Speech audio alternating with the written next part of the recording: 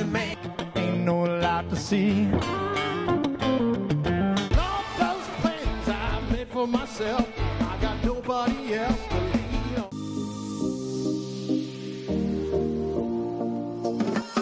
Welcome to everyone joining us to experience stories of resilience, hope, perseverance, and joy.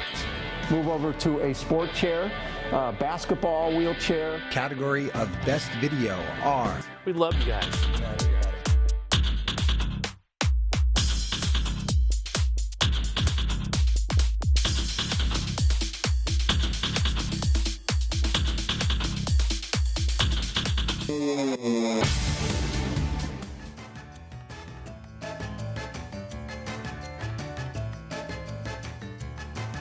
You're watching America Trends. I'm Mary Burt-Godwin. I am chatting it up with Shep Hyken, customer service expert. And, we were just talking before the break, Shep, about Southwest Airlines and the debacle they all just went through. And then, we touched upon the response time, that they kind of maybe took a little bit of time to come out with their thoughtful response. And I wanted to talk about the concept of response time in social media, and maybe not just for crisis mode, but just in general, and what the expectations are for the customers. I believe it's shifted over the years. I had a job 9 years ago. I did some freelance work for an agency where I helped respond to tweets, Facebook posts, and Instagram for 40 to 50 different clients through this agency.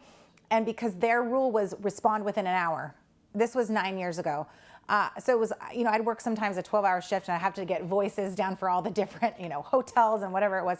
But I believe it's kind of, now it's more towards the 24-hour spot rather than people are, an hour, it seems a little bit, it's not really scalable. It's not, you can't keep that up, I don't think.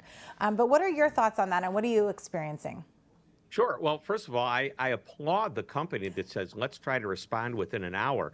I remember working with a major floral company, 1-800-Flowers. And one of their ideas was if you send an email, a text, any type of issue, their goal was to respond within 20 minutes.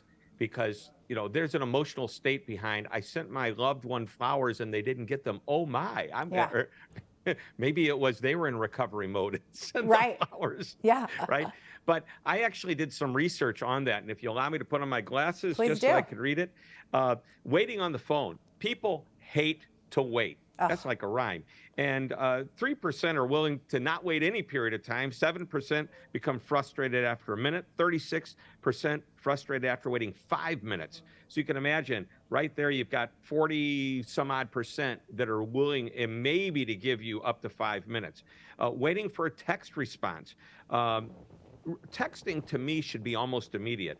But surprisingly, 44% become frustrated after about 10 minutes. So plus, when you add up the ones prior to that, you've got almost 60% of your people. Email responses, you know what?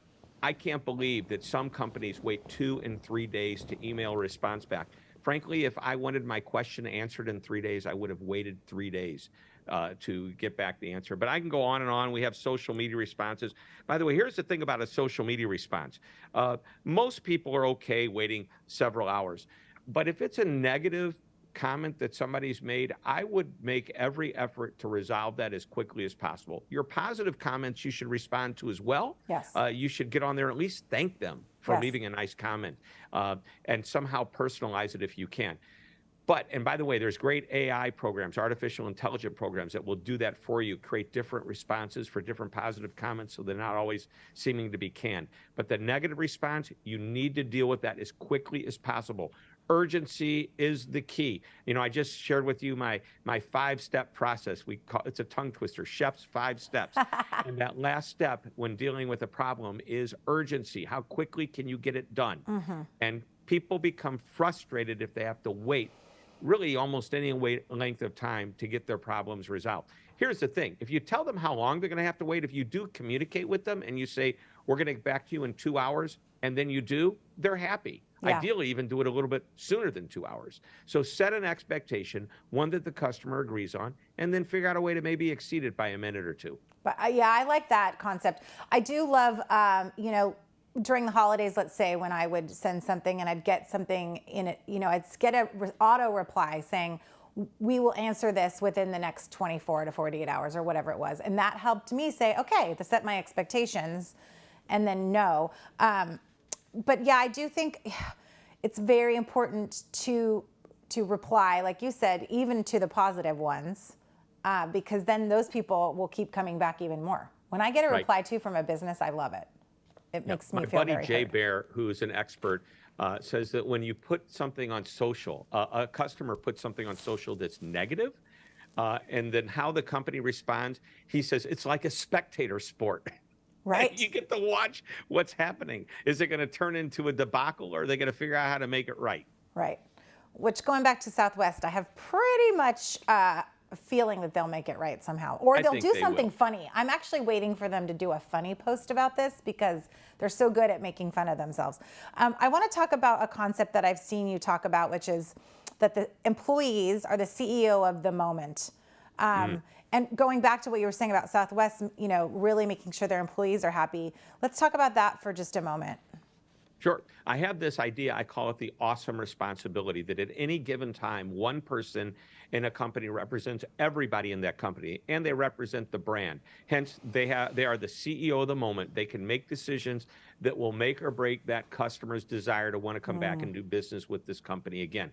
I use the example of taking my kids when they were little to McDonald's. That's where my kids love to go for breakfast. And there was a woman at the counter who, when we walked in, she recognized us. She goes, I know exactly what you're going to have for breakfast today. Yeah. And the reason she remembered us is she had not, you'd think, well, she'd been there a while, but she hadn't. She'd been there only a week. But we were the very first customer she ever waited on without having a supervisor help her. So she remembered everything about us. My daughter, on the way out, by the way, my son, it's funny, my son was 9, my daughter was 7, my other daughter was 5. My 7-year-old said, Dad, I think this is the same lady. So she figured it out. Like weeks later, after we kept coming back, my 9-year-old son kept going, Dad, how does she know? Which kind of proves that the female brain matures a little bit sooner than the male brain, but that's another story. Bianca, I want that clip to go home and save that clip, okay? I know. But the point is, my daughter said on the way out, she goes, the people at this McDonald's are amazing. And it wasn't the people, it was one person that made that whole experience amazing. We saw other people. We know there's other people. And that's the CEO of the moment. You have that control. I love it. That's so great. Well, thank you, Shep, for helping us kick off our new year here in America Trends. Always love chatting with you. Hope you'll come back soon. You can find Shep at shephyken.com. And we are America Trends here every night of the week at 10 p.m. on Biz TV. We'll see you again tomorrow night.